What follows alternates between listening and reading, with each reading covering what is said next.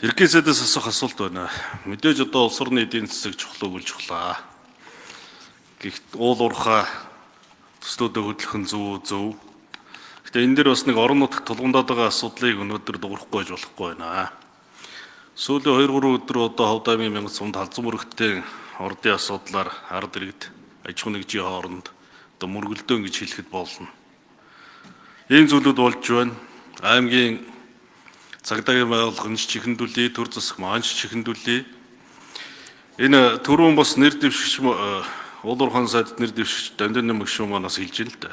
Альва уул уурхайн төслийг явуулахдаа хөрөнгө оруулагчид төр иргэний хоорондын зөвшөөрлийг бий болгох замаар явна гэж. Тэгэхээр начир дээр ийм зүйл алга байна.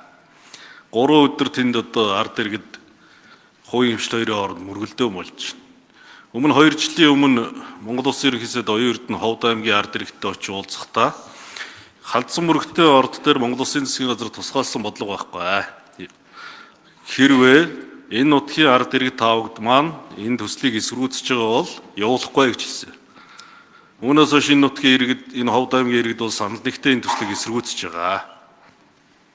Шаардлагатай бол би танд нутгийн иргэдийнхээ Ховд аймгийн иргэдийн дунд санал асуулга явуулаад энийг нэгтгээд өгч болно. Тэгэхээр энэ дээр ерөнхий сайд яг ямар байр суурьтай байгаа вэ? Энэ одоо телевизээр бас нутгийн маань иргэд үзэж байгаа.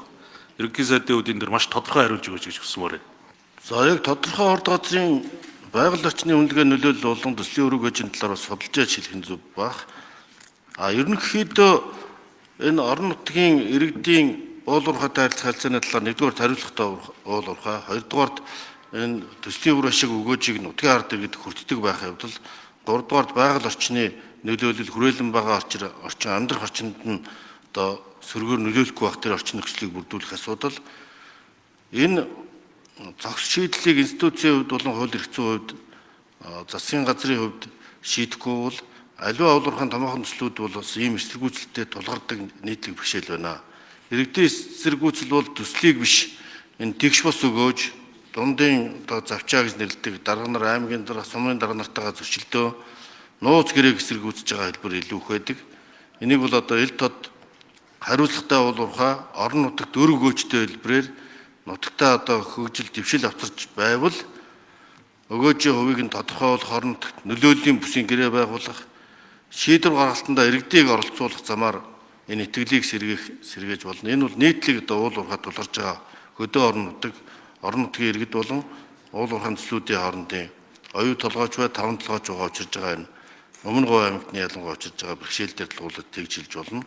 Ерөнхий сайд ер нь энэ асуудлыг та бас нухацтай авч үзэж ер нь энэ төслийг зогсоох талд нь засгийн газраар хэлсэн шийдвэр гаргаж өгөөч гэж хүсэлт байна.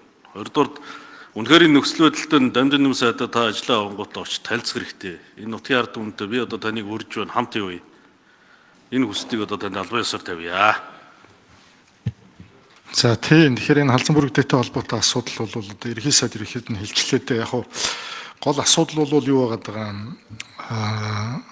Нэгдүгээрт иргэдийн мэдээлэлгүй байдал, тэдэнд очиж байгаа бас энэ уул уурхайн салбарыг ойлгуулах энэ тал дээр аж ахуйн нэгжүүдийн маань оролцоо санал санаачлаг бас доктортой уул уурхайн зарчмынхаа хүрээнд явж өгөхгүй байгаа. Уул уурхайг явуулах нийгмийн зөвшөөрөл гэж ойлголт олон улсад байдаг. Нийгмийн зөвшөөрлийг бий болгож ээж төрийн зөвшөөрөл бодит амьтаа хэрэгжиж явдаг. Тэгэхгүй тэрийг бас цагдаагаар ч гэдэг юм хүчний байгууллагуудаар хамгаалаад хүчээр шийддэг ойлголт ерөөсөө байхгүй болсон. Тийм учраас бол энэ хөрөнгө оруулагч төр ард иргэдийг ойлголцуулах ажлуудыг хийж явах ёстой. Энэ одоо ийм аргачлалыг амжилттай хийсэн жишээ бол Увс аймагт бол байсан байдаг. Гадны компаниудыг амжилттай хийсэн байдаг. Энэ аргачлалуудыг бас бид нэр судалж шинжилгээ ухааны үндэстэй ажиллах ёстой энэ дэр.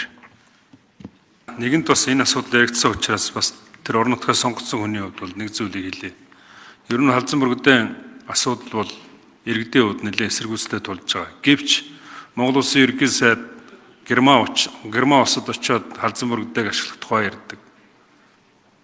Японд очиод ашиглах тухай ярьдаг. Тэгсэн мөртлөө иргэдтэй уулзгуулахтаар нэг их хурлын гишүүнийг гаргахын тулд иргэд одоо шийдэхгүй бол бид засгийн газар дэмжихгүй гэж ярьдаг. Үүнийхээ дараагаар одоо сайд нарыгаа одоо тэр асуудлыг шийдэж шахдаг. Ийм л одоо байсан. Тэгээ тийм учраас энэ хайгуулын үед бол маш их эсэргүүцэл өнгөрсөн 11 сард гарсан. Ардын намын 3 гишүүн байхгүй алгуулчаад аргагүй ирэхэнд Ховд аймгийн засаг даргад үүрэг өгчөөс тэр одоо юуг зогсоох шийдвэрийг гаргасан харамсалтай нь одоо шүүхт өгөөд өчнөө одоо олон тэрбум төгрөгийн хохирол нэгсэн байна лээ. Тэгээ засгийн газар нь өөрсдөө одоо ингээд чив чимээгөө суучаад тэгээ нэг хэдэн одоо асуудалд нэг тийм холбоо байхгүй хэдэн гишүүдийг болон одоо мэд сайхан гишүүн ялангуяа тэгээ ингээд нэг ийм газар тавьж өгчөөд ингээд яваад байж болохгүй. Тийм учраас засгийн газар тодорхой одоо энэ асуудлаар хуралдаж тэр иргэдийн нөхцөл байдалтай дамжны гишүүн очиж танилцаа тэр мэд сайхан гишүүнтэй хамт явах хэрэгтэй яг нутгийнх нь хүн. Тэгээ очиж танилцаа тэгээ эндээ цаашаа яах юм. Тэгээ ерөнхий сайд нь өөрөө гарч ирж өөрөө явуулахгүй гэж хэлсэн бол дараагийн ерөнхий сайд нь энэ асуудал дээр өөрөө гарч мэдгдэл хийж тэр одоо нэгдэлт нь гарах тэр ажлыг хийх хэрэгтэй.